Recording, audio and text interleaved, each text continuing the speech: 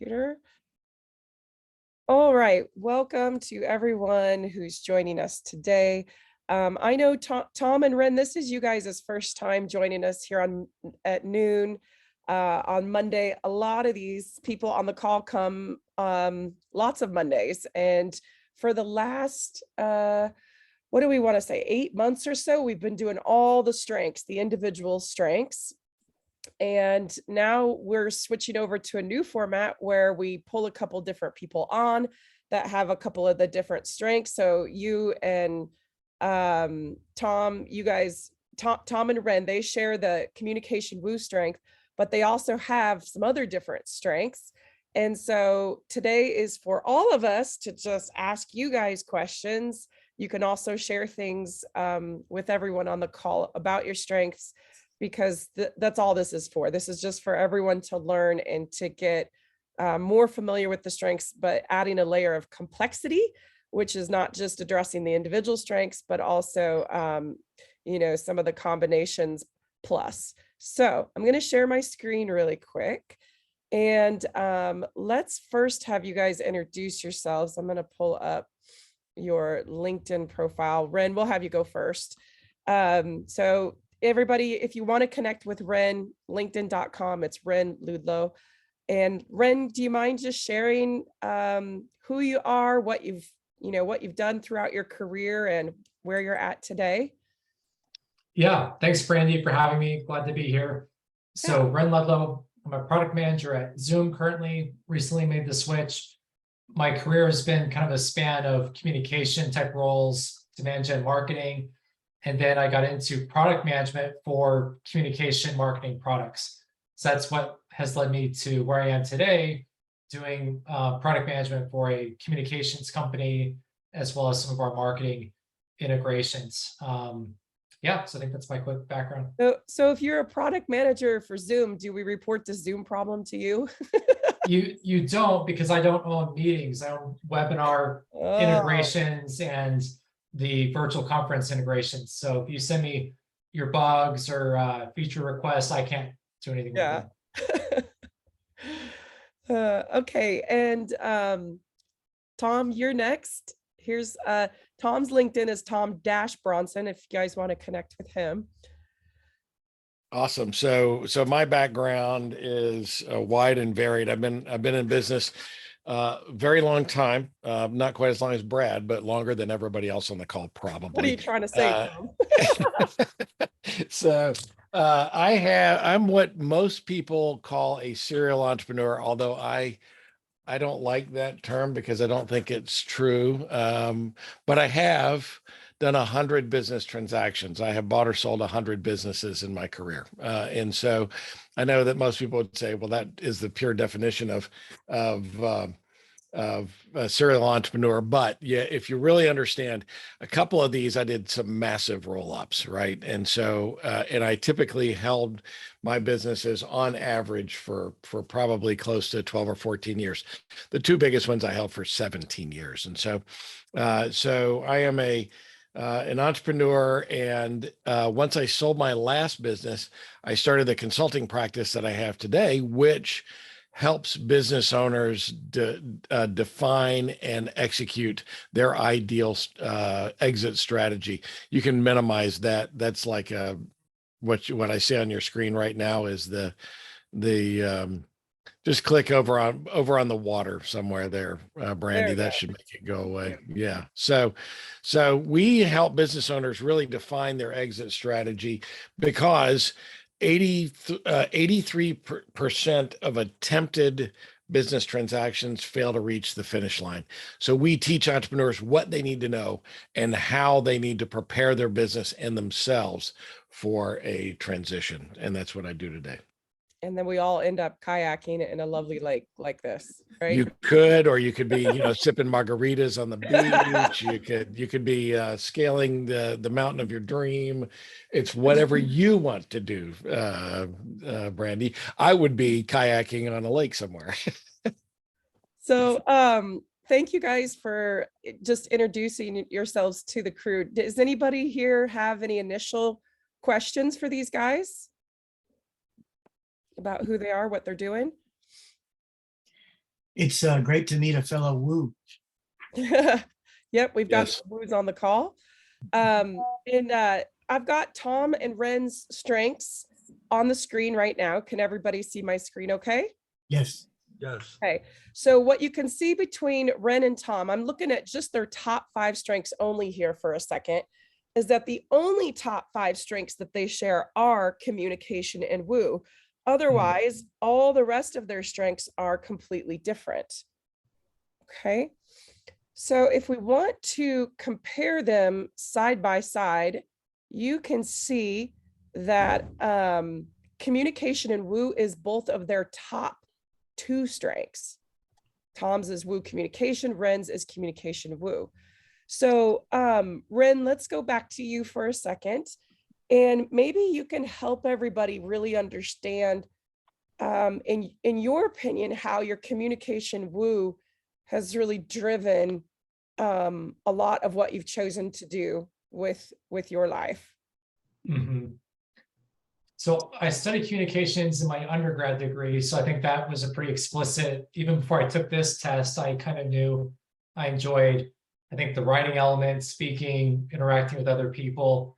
And that was something that came more naturally to me than maybe some of the more analytical or technical disciplines, which is somewhat ironic because now I'm in a pretty technical field. But what I like to say is everything I do flows through this communications lens. So I enjoy it if I have the opportunity to not just do it, but to position it, to share it, to articulate it in some way. So that's Mhm. where I went from communication to marketing, which is kind of a natural, I think, extension of communication, communicating on behalf of a company or a product or something like that. Mm-hmm. And what about the woo? Woo is, the communication is the clear communication outward, the enjoyment of sharing whatever it is that you're working on with others. What about the woo? How has that played into it? Yeah, the woo is interesting. And it was interesting to me when I first got the results because it really made sense when I saw it. For me, nothing is more energizing than meeting someone's expectations or doing something where they either praise me or they say good job or wow, that really helped me. I mean, to me, it almost feels stratospheric, like it's very energizing. But then the reverse is also true where someone says, hey, this sucks, or why does this product do this thing, or you messed up, or whatever. It's a pretty negative feeling that I've had to kind of master over time because in business, you deal with, the good and the bad, and that is how it is. But I mean, definitely the one and the two, I feel energized most when I'm interacting with other people and communicating. And it's more than interacting. I really like making people feel happy or to give them something that's useful. So in my role as a product manager, I get to do that every day. I get to give customers enhancements to products that make a difference for them and their customers. I get to work with internal stakeholders and give them pieces that make it easier to sell or to build something. So I get to please a lot of people, which to me, I enjoy.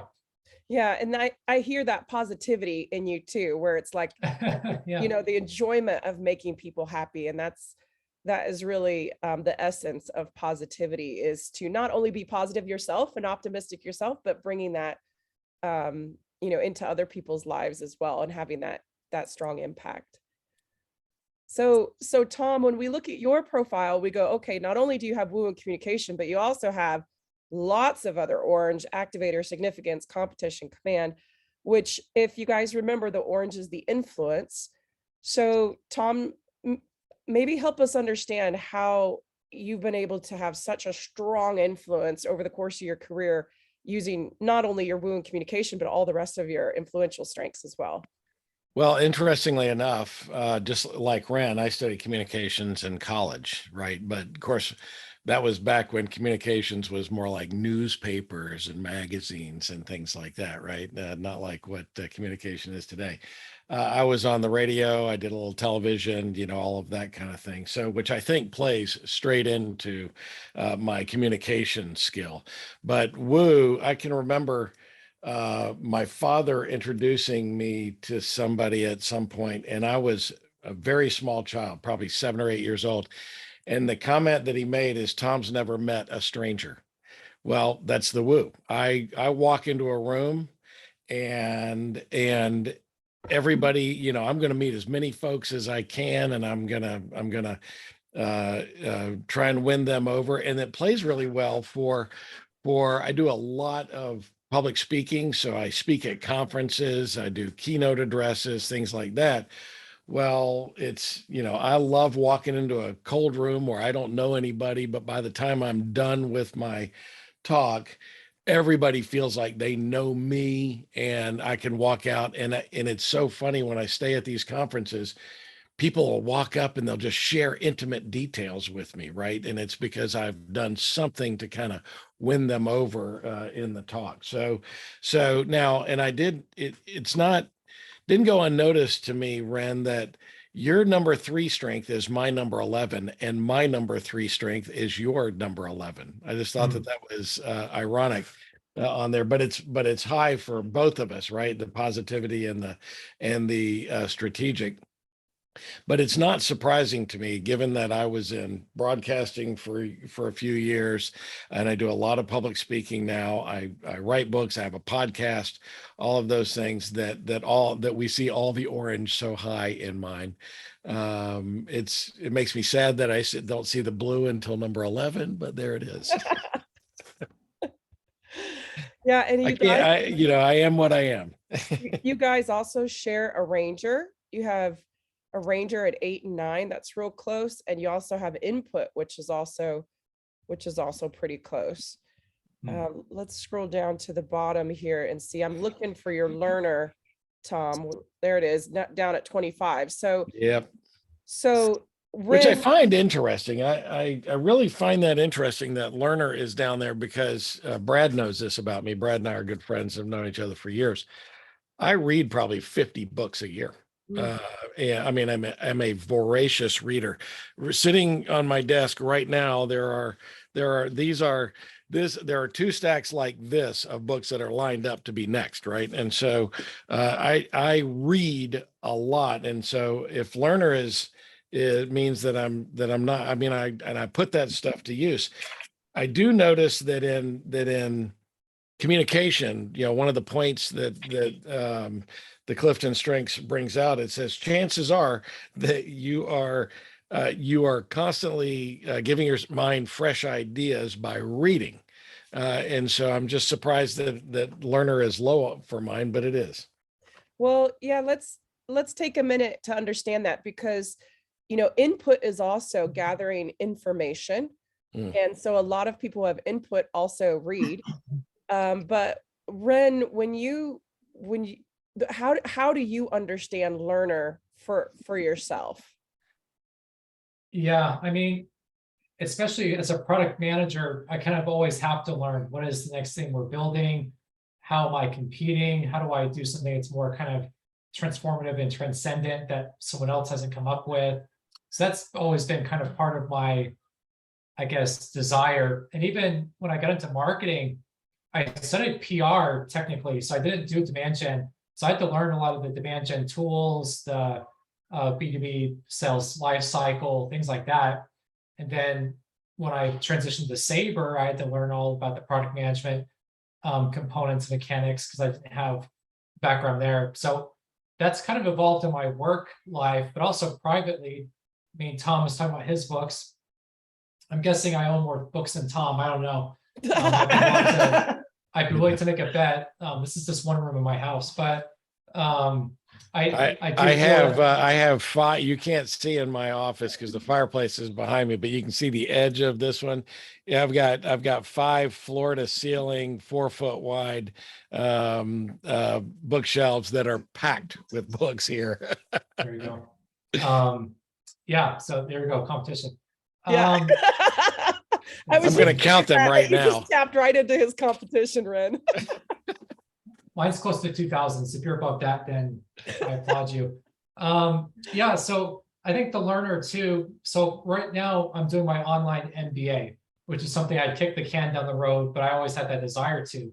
I'm subscribed to a bunch of newspapers, I do Audible and stuff. And I kind of, to me, if I'm not learning or acquiring something new, it feels like a letdown almost, or like something's missing. So I'm probably not the most prolific reader. I'm probably not the most prolific of any of these things per se, but to me, I definitely feel the absence where maybe I just have withdrawn myself and I'm not learning something new. I feel like I'm kind of failing or that something is just missing. So to me, that's kind of where learner and input probably come into play, I would guess.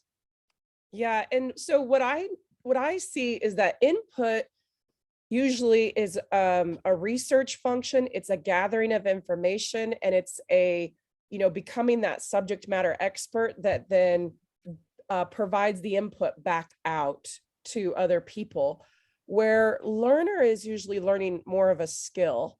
And Mhm. it's like, getting a certification or mastering how to play the piano or mastering martial arts or, learning the new tools that you need to use for something.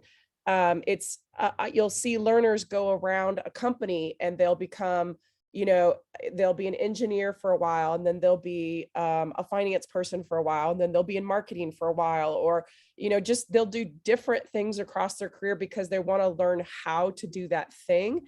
And then once they feel like they've mastered it, then they're bored and they want to go on and learn how to do something else. So to me, that's kind of the differentiator between what you see with learners and input, because they look very similar, right? If you're an inputter gathering information and then giving information as a subject matter expert, that seems very similar to a learner who goes and learns something and who likes to teach it or, consult based on what they've learned to affirm their own learning. So there's sort of different motivations behind it, different reasons why they do it, different ways they go about it, but then it can kind of look very similar as the external. You might not know if you're dealing with an inputter or a learner.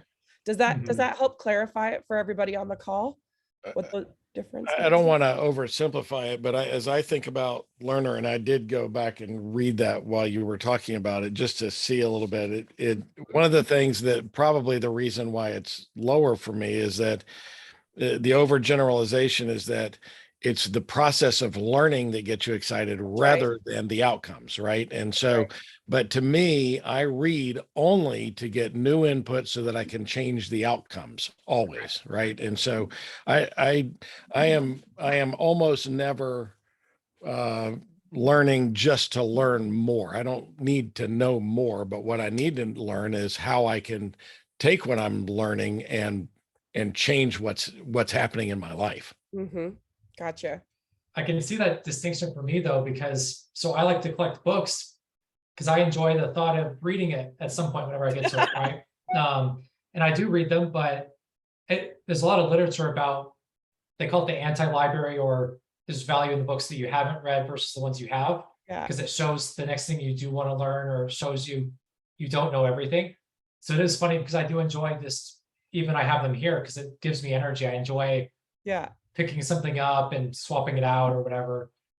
Yeah, so it's interesting. I feel like I do enjoy the process, not just Mm. the And end. I'm laughing, Ren, because I relate so much. I buy so many books, looking forward to reading them, and then it's like I've just got the line is so long. Well, Uh, and I hate the process. I hate it. That's That's why why it's slow. Yeah. these are all stacked up over here. I hate that I have to read this damn book to understand how to put whatever's in it to use to me. I hate that. That's so funny. Um, okay, let's pause for a second. Those of you on the call, thoughts, questions, are you relating? I have a question for Tom. Uh-huh. I was just listening to what he said before, and he said that when he was young, he was very, very small. But then he went into a room, and then it was about, winning people over. Is there a correlation, or did I just mishear, or what was that about? Yeah, no, what I did, I wasn't. If you what you picked up was that I was small. I was just young. I was 7 years old, so I was a small person at that point. And so no, I was never short. I mean, I am shorter than I think I am. I used to be 5'11" and now I'm 5'10". I don't know what's going on, but I guess as we get the gray hairs on the beard. It's probably just pulling me shorter. It's the weight down here as opposed to being on top. Yes, sir. Well, I just thought that it might be a correlation of compensating. It seems like the taller people tend to be the quiet, stalwart, Mm. They grab attention just because they know people notice that. But Yeah, no, I was always sort of kind of the class clown. People have described me as the life of the party, because I like to be around other people, right? And I got to tell you that I'm gregarious, I'm very extroverted. My wife gets her energy from being alone. So we have to figure out a balance, because I'm wanting to throw a party and barbecue every weekend, and she's wanting to, be alone with me. And I'm like, well, I need to be alone with other people. You guys I can love it. see on the screen here, Tom's, obviously energy comes from other people. He wants to be around others. Probably 82% of the time would be like a place where he's very comfortable, where he's, by himself or, just with his wife, one-on-one 18% of the time. This would be like, a week. How do I spend my week? Where I feel at my best. This would be Tom's. How can you read so much and then be around people that much? Well, so two things. I do use. Thank God for driving and having something like Audible. Whenever I'm in the car, I never listen to the radio. I'm listening to books or podcasts, because that to me is what Tony Robbins would call net time, no extra time to go and do those things, right?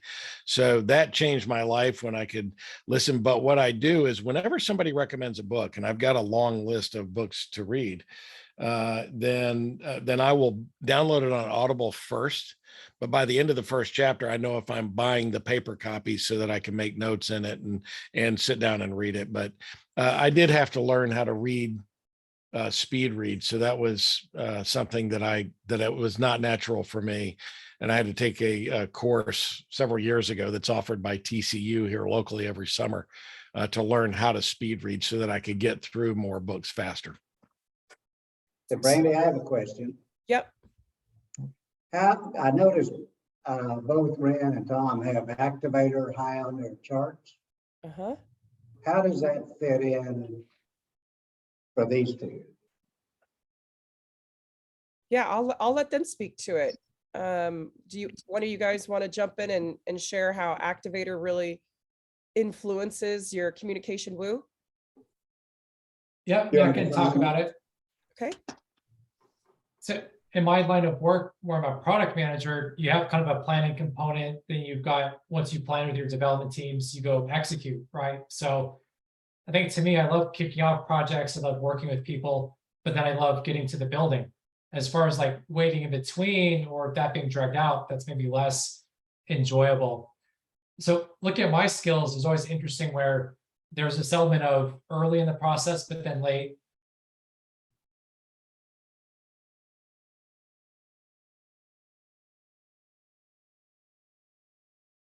Did we lose you, Wren? I think you did. I might be rebooting here. There we go. We found you now. We hear you. We hear you now. Maybe. Hmm. Okay. Well, for me, Yeah. it's really kind of funny, because an activator makes things happen, right? Turn the thoughts into actions and want to do things. Brad, you'll know this because you work so closely with Kim, and I assume that maybe Wendy, you do as well. When Kim and I meet every week, we only meet once a week, because it takes her a whole week to actually go out and work on the things that, when I say, hey, I'm thinking about this, well, next week I want to know why it's not done. I am move. And so, it's that, to me, is how it plays. But so when I need to get something done, then I can communicate about what it is. I can over communicate. I can draw different examples and help people understand what I'm hoping to accomplish, and move that direction. But I do move at a faster pace than most people are comfortable with. Yeah. I think I'm back. Yes. I would think that's an understatement. Sorry, Wren, that you got interrupted. Do you want to continue what you were saying? Well, I was just gonna say, I mean, when you're delivering features in a SaaS, software environment, to me, it's energizing to get things across the finish line and to get the project started, right? So it's very much, and the part where it says make things happen, that kind of resonates with me. And the way you make things happen is influence. You talk to people, you communicate it well, you get others on your side, you try to win others over when someone else has more capacity or someone else is higher priority than you. You try to kind of work it a little bit where you can get to the point that your stuff is also funded. So I think to me, that's where they come together. You use communication and Woo to do the activation. You make things happen through those channels. Yeah, and the difference between activator and achiever is subtle, but it is very different. Achiever is wanting to get things done. It's wanting to get things over the finish line. It's wanting to deliver. Competition is similar. It is, how do I get things done and over the finish line first? Where activator is the impatient part of people's personalities of let's go, let's get it started, let's get moving, let's just, create motion. And so for you, Tom, I think you have this activator that's like getting everybody going and getting everybody moving and influencing them to just start. But you also have this competition that's like, but let's also get it over the finish line and deliver and win while we're doing it. Where Wren is like, here's my to-do list. I just want to check all these things off the list. And I just want to deliver things of value. And there's a real focus on simply just finishing and getting things over the finish line. Does that sound about right to you guys? Yeah, I love my to-do lists. Yeah. I love my to-do list as well. Does what you were saying then, Brandy, that I mean, what's different about me wanting to get things done versus him checking off the list? Because to me, that's getting it done, right? Checking off the items. I mean, you guys may have that similar thing in common. That's why we're discussing it. If you use a checklist, then it's coming from somewhere that you like to use a checklist and you love to get things done. Yep. Wren for sure does. All achievers have checklists and they love to get things done. And they usually have about 10 different checklists that they're running all at the same time.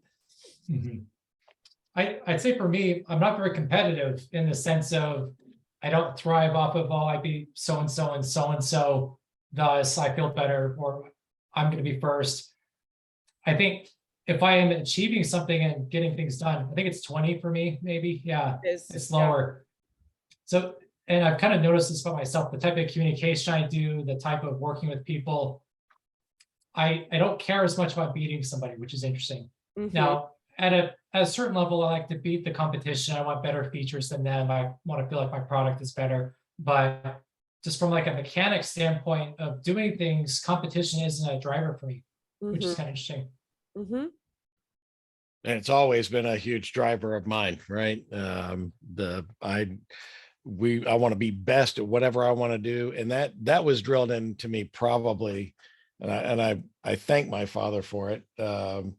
He always said as we were growing up, he said, "I don't really care what you do for a living." He was talking to all of us, all four of us, and he said, "I don't really care what you do for a living, but whatever it is that you do, you better be the best in the world at it. If you want to dig ditches, you better dig the biggest, baddest ditches on the planet." And so that's probably where a lot of my competition came from, is my dad just drilling that into me. It doesn't matter what you do, just be the best at it.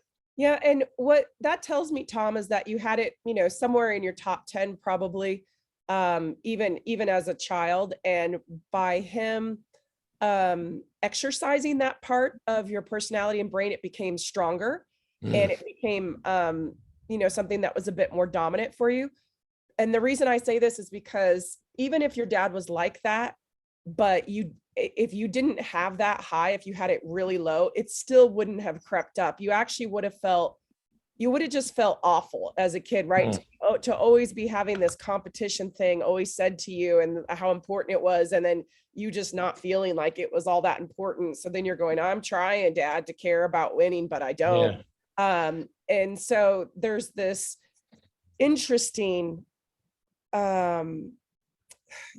it's complex where our parents a lot of times have similar strengths that we do, and they are using their strengths. So sometimes they're feeding into our strengths. Other times they're shutting them down, not knowing because we don't have that. And other times they're, helping us increase what we have to actually become brilliant in that. And so it's complex, and, until they understand what you are and what you're not. And then they go, oh, well, I can relate to my child in this way, and we can have this together. And this seems to be working for them. But this other part of my personality as a parent, it's not for them. And that doesn't work for them. And I'm actually shutting them down by pushing that on them. And so, like, I'll give you guys an example for myself. When I was growing up, I feel like my achiever was definitely fed at home because my dad had a really strong achiever. I had a strong achiever. He also had strong relator like me. So I'm getting those two things fed at home. But my academic side was not fed at home. Like my joy of learning and just me wanting to learn, just to learn, didn't have to be a reason behind it.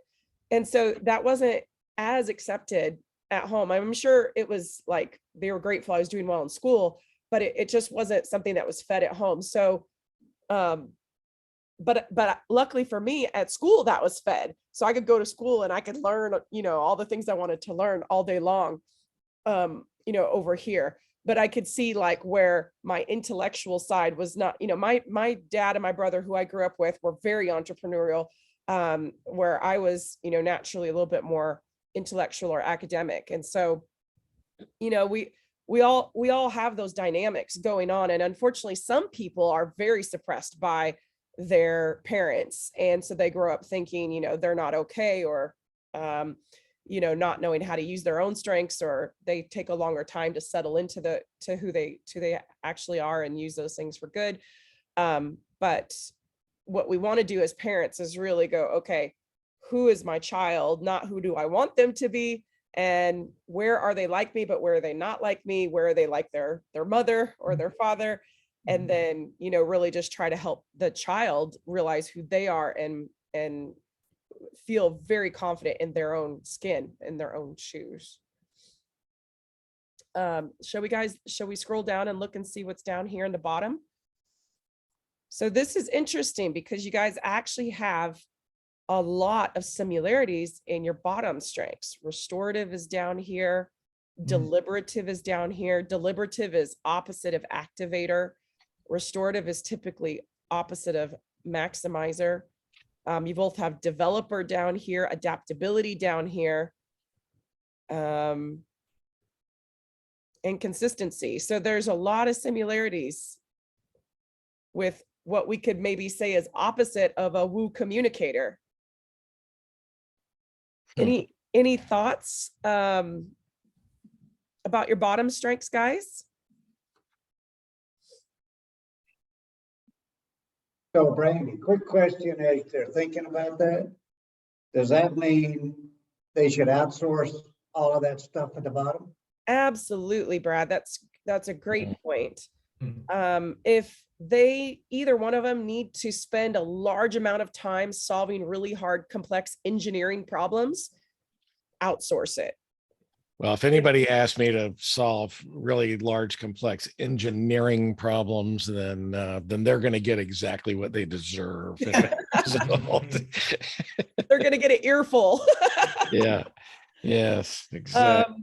If, for example, we need somebody to spontaneously respond to an emergency request, and that's the job all day long. Neither one of these guys are really going to enjoy doing that necessarily. With the strategy being so high, they're going to want a strategic plan, and they're going to want to direct the energy towards it. They're not going to want to just be like going with the flow and seeing what happens and just responding and thinking that's a lot of fun. Mhm.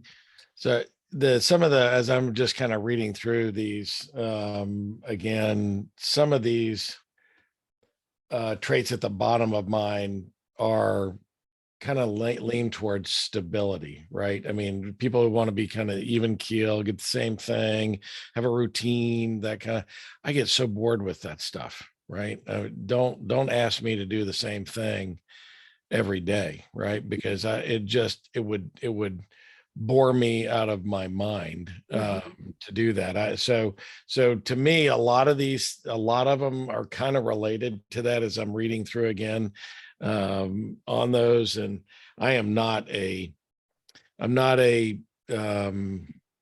routine at work person. Now, I mean, I have my routines. I get up at the same time every day, I make my coffee, I meditate, do all that stuff, but don't ask me to work the same way every day. I want to work differently every day.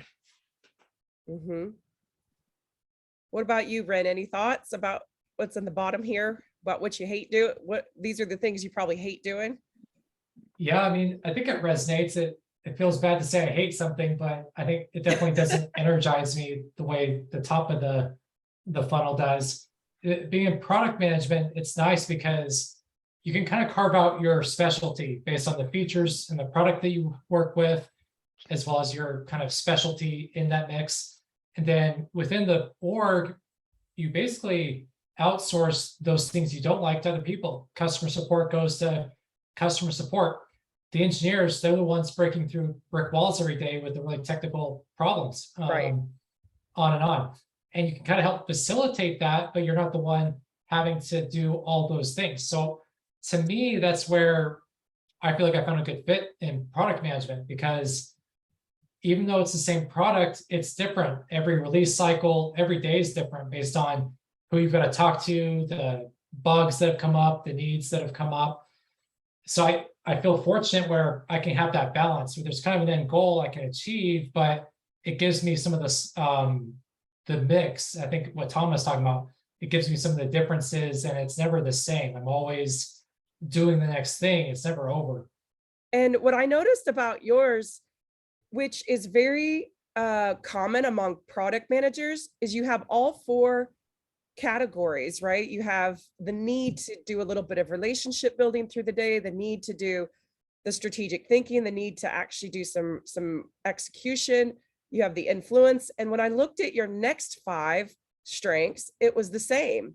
You Same had, ratio, yeah. you had again a need to have relationship building, strategic thinking, executing, and again that influence. So when we look at your top 10, that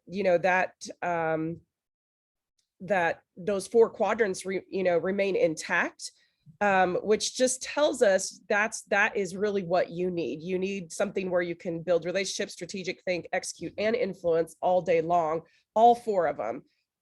Where Tom, when we look at yours, we go, okay, you definitely have more of a need to actually just be influencing and getting people to do something that they would not have done otherwise. Less of the balance, if that makes sense. The way I've always thought about my style, and it would require people who've worked with me to really validate this, but I think one of my superpowers is getting people to do more than they think they can do themselves. To really sharing the vision and getting more out of productivity out of individuals than they even think is possible themselves. And that's why my teams even, achieve more. And that goes to that communication style, right? I mean, I'm telling a story, I'm convincing them, I'm bringing those folks along. But if you look at my charts, right, it's 80% on the influencing in the top 5, and still pretty heavily influencer on the next 5. Right. And I'm jealous. I don't have any of the what's the blue, Yeah, that's the relationship building piece, where people just build relationships just to build them, just because it's fun. And there's an enjoyment of building a relationship. There doesn't have to be any strategic intent behind it. But it's just, this is a nice thing to do. So let me build a relationship with somebody long-term over the course of time. Right. And what this means is that you may build relationships and have great relationships with strategic counterparts, but you would not want to be in a job where your job is to build relationships all day long and that's it. That could feel pretty awful to you, that you can see that if we look at your chart this way, it's like, a lot of times people with all this blue and all this purple, if this was flipped and these were at the top, you might be a recruiter, for example, someone who's building these relationships and then doing administrative work for the candidate. That would be an example of somebody who has all that blue and all that purple, but flipped, on the top. And although I haven't seen it, I'd be willing to bet that Kim, who's been with me for, more than 10 years. Brad, do you think we could look at Kim? You think she'd be okay with that? Yeah, I think Kim would be fine with that. Sure. There we go. Yeah, let's look at Kim. Tom and I can take a vote. Yeah, so there you go. So now, if you put ours, if they were side by side, the colors would go straight across, right? I mean, if you inverted mine, right? This almost is her. Now, for those of you who know, I do a podcast series and Brandy was on my podcast talking about CliftonStrengths, but I did like 6 different assessments as a part of that podcast series, which just ended last week. And interestingly, where Kim and I have taken the same test, this is exactly the result that we see. This one's on the strengths, right? Her strengths are my weaknesses. They're not as strong strengths, I guess would be the way you would word it, Brandy. But we complement each other so well. But in every one of the assessments that we've done that are different outcomes, we find the same thing to be true. And I've always tried to compensate. I know my own strength. Man's got to know his own limitations, and I've always tried to compensate for that with people who have strengths that I don't have.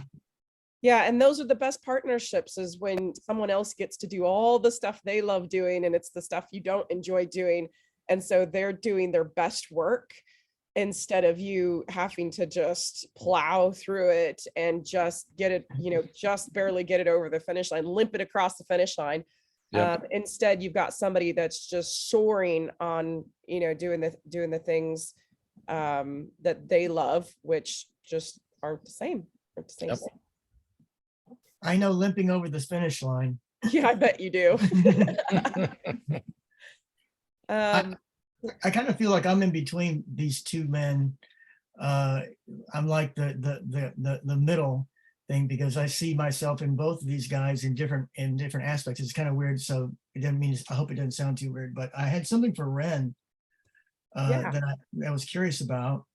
Well, I have things for both guys, but anyway, that for Wren, I can really identify when he said he loves to make people happy and make a difference. And you have positivity in a top 5 as well, right, David? I do. Well, actually, not positivity, though I'm surprised. Oh, I thought you did. It isn't one of those, but what I just thought about was that there's usually part in, because I'm in brand management, which I really like to think of for, see how I'm not in the positivity thing right there, but I've got a little bit of the salad thing happening like Wren does. But Wren, when it was, he was saying he likes to make a difference and make people happy. It's right here, mister. It's number 8. I knew you had it. Oh. I know your strength better than you do. 8. Yeah, see, it's not in the 5. That's right. I got 5 on the brain. Still in your top 10. Yeah. Okay. So I like to make people happy too, but they're not always happy at the beginning. And so if it's throughout, because sometimes I'm having to kind of maybe show shortcomings or something. So I didn't know how he dealt with that, or if that was because he made a point to say that making people happy, and I do too, but just it's not always that throughout the process. Yeah, I mean, thankfully, most of the times once I'm brought in, people are generally pretty happy. When I'm talking to customers, generally they're happy to talk to me, whether or not maybe the context might be different. Because even coming onto the call, there could be like a calming presence. I can hear them out. I can share insights. Hey, this is what we're going to build, or this is what we're thinking about, or tell me what you're thinking. So even that process by itself brings people to a happier state. But I think my favorite thing is when I kind of develop these relationships with customers or internal stakeholders, and they feel like they can reach out to me directly and give me requests, feature requests, feedback, whatever, and they feel like they have an in. To me, that's fun. And I like to give them that satisfaction of we do what we can, you're heard, we'll implement what we can. And to me, that's a fun aspect of the product management. All right, I can really relate to that.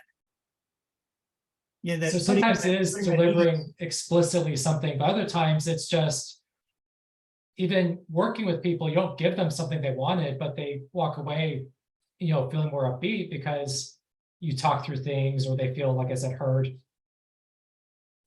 Yes, okay, thank you. I So, really see that. Wren, if you were to give somebody advice that had your communication woo positivity, and said, look, or even your younger self, like how would you give them advice to really step into those strengths and develop them and, learn to maximize them sooner rather than later? Yeah, I mean, to me, the top three are the lens where all the other strengths kind of pass through. So my day job may differ, and I've taken on more technical, complex product management features over time, which wasn't my background, but I can still maintain my strengths because I pass through this. So the way I gather requirements or share requirements or work with people, get the teams motivated, it still passes through the top three. So my advice to people would be, whatever career path you're on, that's probably fine, but you should really lean into working with others. You're not going to thrive by yourself in most respects.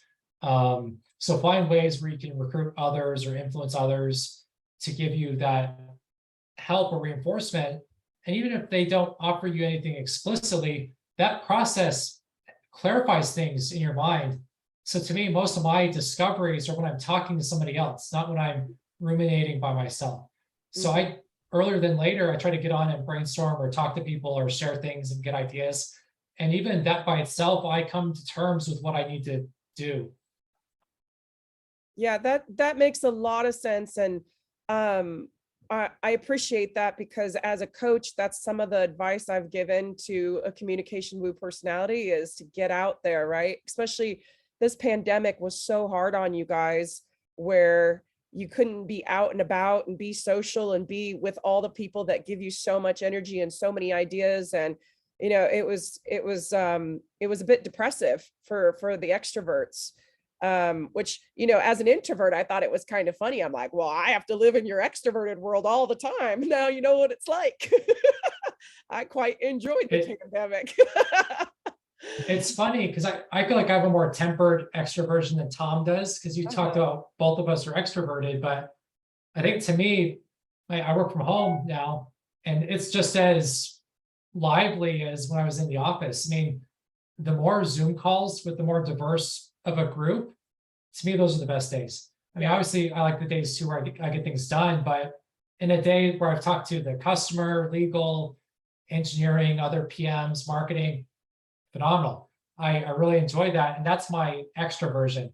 Yeah. Now, do I throw parties at home? Do I have lots of personal friends? No. But so it is interesting to see how extroversion changes based on who you are. Yeah.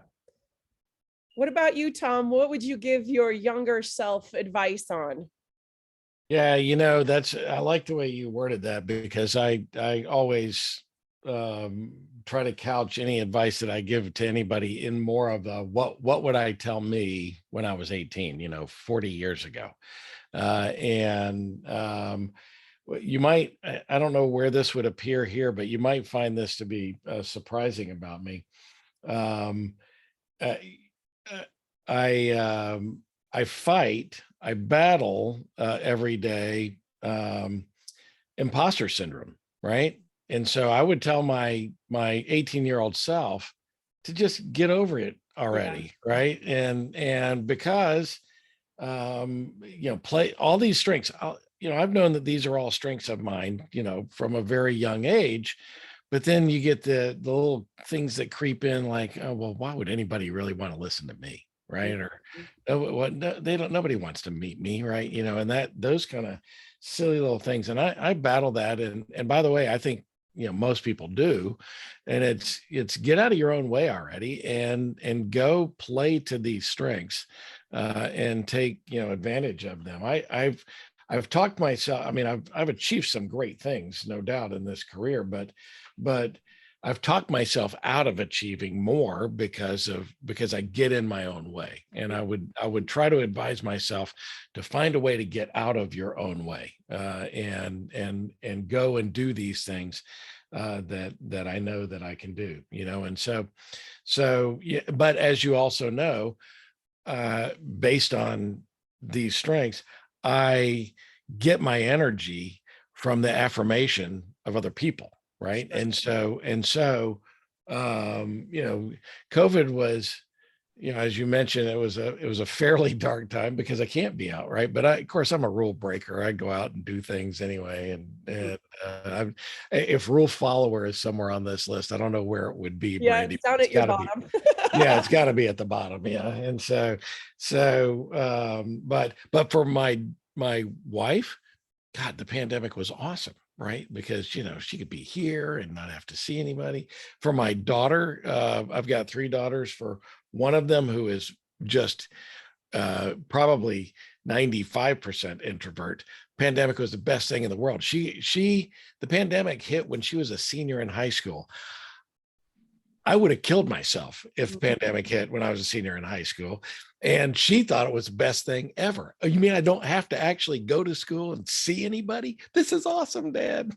It would have been the worst year of my life. So yeah, that's for me, the advice to the younger is these are genuine strengths of yours. Play to them and stop.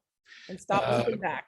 Yeah, stop looking back and stop telling yourself you're not good at this, because you really are. Right. Any other chime in, like, just a comment on someone that has communication and woo as their bottom, like these are my bottom 2. Like, I can absolutely see how those are strengths and appreciate people that can do that kind of thing, because that's not something that I can do. So for today, words of affirmation, like, absolutely, these are amazing strengths. And like I said, coming from my 2 bottom ones, I absolutely appreciate people that can do that. Same here. I was very curious to see who had woo and communication, because it's at the bottom of mine. I can relate to you, Tom.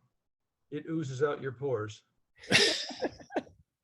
Well, it's funny. I've got one of my closest friends for at least 35 years, guy who lives in Atlanta. And one day I was having a particularly dark moment after I sold my last company and I was starting this company. And I called him because I was feeling a little vulnerable, and that I was not feeling like that the imposter syndrome was really taking a hold in me. And he said, you know what? I'm going to hang up the phone right now. He said, the only thing that I like about you is the fact that you got more self-confidence than anybody on the planet. And so get over yourself already and go do that. And so, it's tough when you have communication and woo as your strengths to be vulnerable sometimes and go, you know what? I need somebody to give me affirmation. I think that's the command feature. Would you agree, Brandy? Yeah, I think command really has Tom got command as number 7, and he can take command easy. Yeah, and it's that natural presence that comes out for sure. Okay, so we're right at the hour. Is there anything else compelling that anybody wants to ask these guys? Well, thank you so much, Wren. Thank you so much, Tom. I really appreciate you guys jumping on a call today with us and letting us dig into your strengths and also the things that you're not necessarily as strong at. I really appreciate it. And I think everybody else on the call really appreciated it as well. So, It's yeah. totally fun. Thanks for Thank you. having us, Brandy. Yes, thank you all very much. Very Really insightful. appreciate it. Thank you. Very, very insightful. Yes. All right. I hope Thank you, all of you Brandy. have a wonderful day. Thanks. Thank you. Bye, guys. Bye.